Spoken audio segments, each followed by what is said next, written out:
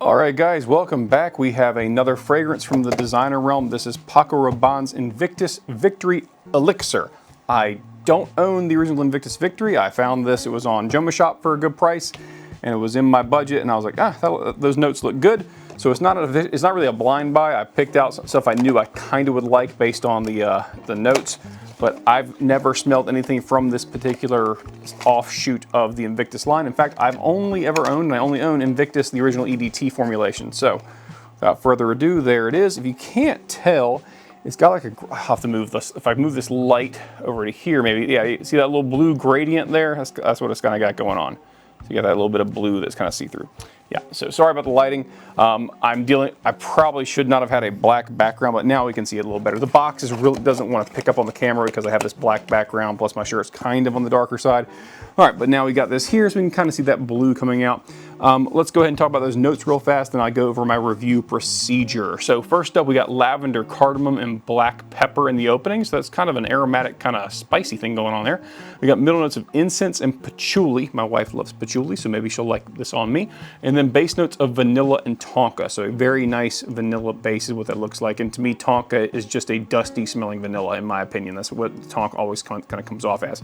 Now, the way we do it on this channel, we spray on paper, this little swab right here, and I give you my impressions of those opening notes typically. Sometimes the middle notes come out a little bit, and occasionally, if it's more linear kind of fragrance, the base notes come out. This is more true with like vanilla, so I kind of expect that with this. But the paper acts kind of an analog for folks who spray on clothing. So if you're wearing fragrance in the wintertime, it's almost unavoidable that you're gonna have to spray on your clothes, whether it's your wrist or whatnot, or the fragrance just won't get out there. I mean, there's strategies where you can spray on like your hair and things to get some fragrance out there without touching your clothes, but it's kind of difficult. So winter fragrances in particular, I like this analog because otherwise who's spraying on the heavy winter style fragrances on their wrist and then covering up their wrist with a sweater or something else or something similar. It reduces the ability of the fragrance to project, which means it's not really doing its job because you don't smell it anymore. Then I do it on skin, and skin's obvious as pulse points. Typically it's going to project more because your body heat's pushing off those oils and evaporating them more quickly. So and then once I do all that and explain the differences that I noticed there, I will blip out of existence. I'll wear this for a couple of days. I'll come back and I'll tell you about things like the note breakdown over time, if it's a linear, if it's a more complex breakdown of fragrances that kind of change over the wear, longevity, and projection. So the things that kind of make a fragrance worthwhile beyond just, hey, I sprayed it in the store and I liked it for a second and then I forgot about it and now I don't know if I like it anymore. So here, without further ado, empty, there we go, 2 sprays. Not the best atomizer, but does the job. All right. Flash, flash, flash. Yeah, that's not, I can smell that. Okay. It's definitely a cleaner smell. I was expecting kind of like a vanilla herbal bomb, but I'm not getting that as much on paper. It's definitely there though, I like it, smells good. It's a very like standard mass appealing lavender opening with some sweetness to it. Now the problem with Invictus and the same thing goes in like the, that it's usually like the bergamot cardamom combo comes off smelling really, really bubblegummy and overly sweet. On paper, this is not doing that. This is more mature, this is more like understated. It's not like, hey, a blast of sweetness in your face. And Paco Rabanne does do that kind of stuff where they'll sit there and they'll just blast you with cardamom and bergamot or something, and it's just super bubblegummy sweet. This is more like a little bit of spice, a lot of lavender, and some sweetness in there to kind of balance it out. It is not like bubblegummy sweet. I'm not noticing any patchouli yet, and I'm definitely not noticing any incense, except maybe it's just how the black pepper's presenting. It's how the spiciness from the black pepper's presenting. And vanilla, if it's there, it's not heavy. It's not a heavy vanilla yet, or at least on paper. All right, I think that's enough of me sniffing, and you hear me sniff just because that's weird. Let's go ahead and spray on skin. We'll do both wrists just for the sake of consistency. Let it flash for a second. This is where I'm probably gonna smell more vanilla because, yeah, I can already smell it coming off of me. Okay, yeah, it's definitely gonna be more vanilla. It's sweeter on skin, which makes sense because, again, those sweet notes tend to project heavier and faster with, body heat. Yeah, it's still got a little bit of that black pepper and the spiciness. It's still lavender dominant in the opening. but it definitely has more vanilla coming out. It's just generally more sweet. It's nice. It's still not bubblegummy sweet. It's still not like that. It's just like a pleasant, spicy lavender sweetness with a vanilla in the back. The vanilla is not dominant to me yet, so that might be something that breaks down over time, and I start noticing more vanilla. Once that lavender and the pepper kind of fade, I'm guessing I'll see more vanilla. Smell more vanilla. And in fact, I can kind of already smell it. It's not like a vanilla ice cream kind of smell. It's not a gourmand vanilla. That's not what I'm getting. It's more of like a, if it makes sense to say this, it's vanilla in a floral sense, not in a food sense. That's kind of what I'm getting out of the vanilla. It's not like a deep, dark, syrupy vanilla. It's just barely there, and it's a little on like the floral side. All right, so I'm gonna end it there, and I will blip out of existence. I'll be right back, and when I come back, I'll have worn this a few times, and I'll tell you about things like longevity, projection, and how the notes break down over time. And without further ado, goodbye. I'll see you in a second. All right, guys, we're back. I've worn it. I've enjoyed it a great deal. My apologies, the lighting's not great and the bottle kind of blends in. I really need to get, I don't know, I'll do this.